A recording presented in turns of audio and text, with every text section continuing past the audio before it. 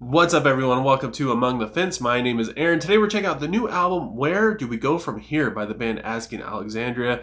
This is the 8th studio album from the English metalcore band, if you can even really call them that. I did a review on their 6th studio album, which was released in 2020, Like a House on Fire, and I wasn't too impressed by it. It felt very unoriginal, like they were basically just doing everything else that's all the other bands were doing around that time, and I guess you could probably label it closer to pop rock than anything else.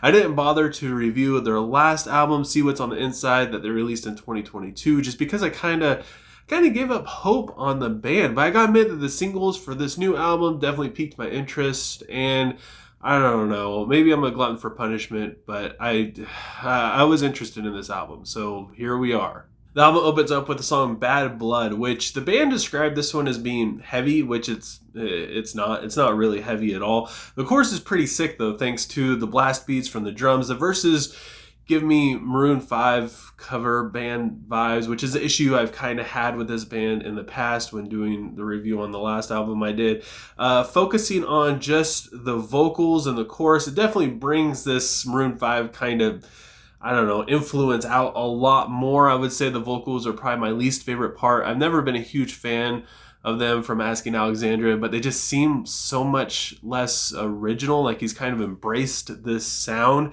But the outro definitely saves this song from it being a complete loss. Then we have this song, Things Could Be Different, which it comes off sounding super angsty. The lyrics are extremely lazy. The chorus doesn't actually say anything, and admittedly the verses aren't much better. The solo is surprisingly probably the best part of this song, and I wouldn't even really call it a solo. It's more like an interlude section. The breakdown is semi-decent, but I think it's just because the rest of the song is just so soulless to where finally you get a little bit of energy pumping through your veins. And then we have the song Let Go, which the female vocals throughout this thing sound great. The lyrics are as basic as it gets though. The chorus fails at being catchy, and I feel like this is bordering the edge of being a rain or rock at this point.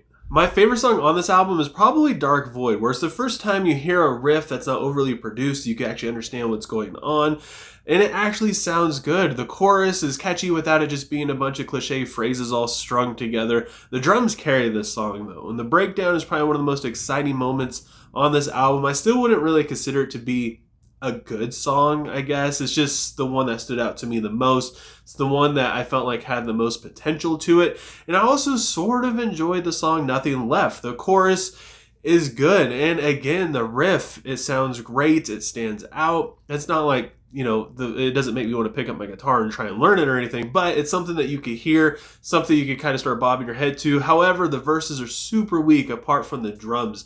It's like their drummer, James Castles, was like, if you guys aren't going to do anything, I got to do something to breathe some life into this. So he just plays his little heart out, trying to redeem whatever there is in these songs. And the breakdown makes you sort of want to sing along, but just comes off as being cheesy. And I was wrong earlier. Psycho is actually the Maroon 5 cover song on this album. The music isn't good. It sounds like they just used a bunch of samples. The lyrics are awful. The rest of the song is just super cheesy. And the only thing you can really take away from it is that he's going out of his mind and he's a psycho. That's basically it. Then we have the song Feel, which is actually a fairly sad song about somebody who passed away, but it's very superficial, so it makes it really hard to connect with this song whatsoever. He doesn't get very personal with it. It's a song about someone that's gone, so you could relate to it because I'm sure everybody in this world has lost someone. It's super repetitive. It doesn't really feel like it goes anywhere, and they do have a lot of influences that they incorporate into this, which is sort of neat, I guess. But on this song, I feel like they try to do too much, so they don't really know which direction they're going in. They do this, and then they do something over here that sounds like this kind of influence, and something over here, and it's just, I don't know, you don't really understand where it's going. And then we have the song Let the Dead Take Me. I love how he clears his throat in the beginning of this song, where it's just super... it's just not organic. It's not real. It comes off so fake. The vocal effect followed by the na-nas in the post-chorus is absolutely awful. It makes it really hard to take this song seriously. And then there's a 20-second break in the bridge where I thought this song was over. We moved on to the next song. And it doesn't really make sense. Sure, the song changes a little bit after that break, but then it goes right back to just being what it was before. So it just, I don't know, they just stop playing for 20 seconds. Kill It With Fire is one of the worst songs that this band has ever done. And it's kind of sad because it starts off fairly promising. It sounds like it's going to be a really good punk rock song. And it comes in hot and heavy. And then the vocals come in and you're like, God, what is that? The vocal effect on this is absolutely horrible. The drums, again, are working overtime to make up for this. It's just, this song feels very pointless. It doesn't really do anything. It doesn't say anything. It's just kind of there. It's only like a minute long, thank God, so you don't have to listen to like a full track. But it's, I don't know. I don't know what the point of this song. I don't know. It's like one of those bands that's just really unaware where they feel like they could just do whatever they want and make horrible music and then just throw it in and people are going to listen to it. But this one, it's got to be their worst song yet. Then we have Holding On to Something More, which brings a little bit more of that arena rock sound back, especially in the chorus. This song definitely had potential to communicate a decent message in the chorus, but it missed it by trying to be super edgy with just empty lyrics. And then we have the closing track, Where Do We Go From Here, which is probably, it's not my favorite song on the album, but I'd definitely say it's the best. He finally wrote something that came from his heart. He expressed it. He didn't go superficial in it. He actually like tore back some layers, trying not to make it connect with every single person in the world. He took his time writing this one. You could definitely feel it.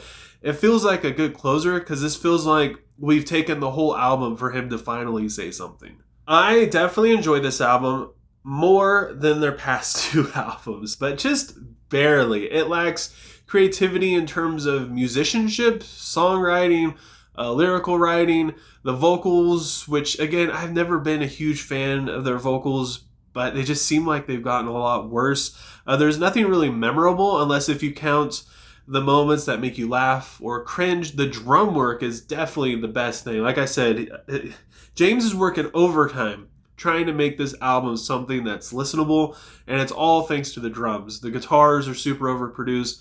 The vocals, again, if they don't sound good, the vocal effect makes them even worse.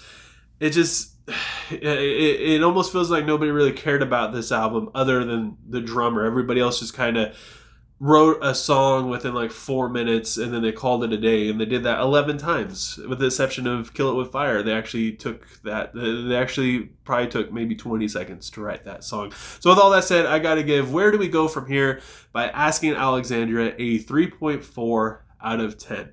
But I want to know what you guys think. I'm not really sure. I might get some hate. I don't know if people are actually going to enjoy this album, at least more than I did. I'm sure I'm a little bit more critical than most, but I don't know. It's hard for me to imagine fans of this band being really that into it. So leave a comment below letting me know what you thought of Where Do We Go From Here, what you would rate it, what your favorite song is. If you enjoyed this video and you want to see more of me specifically from YouTube recommending me and just helping me out with the algorithm, don't forget to give this video a like. It helps me so much. And if you want to help support me and my channel, please consider subscribing and ringing the bell icon. Doing all that stuff, just you don't know how much I appreciate it, and more than you could ever imagine. And I just thank you so much for taking time out of your day to listen to me sit here and talk about music. And I hope you have a good rest of your day or night whenever you happen to be watching this. And I will talk to you guys next time.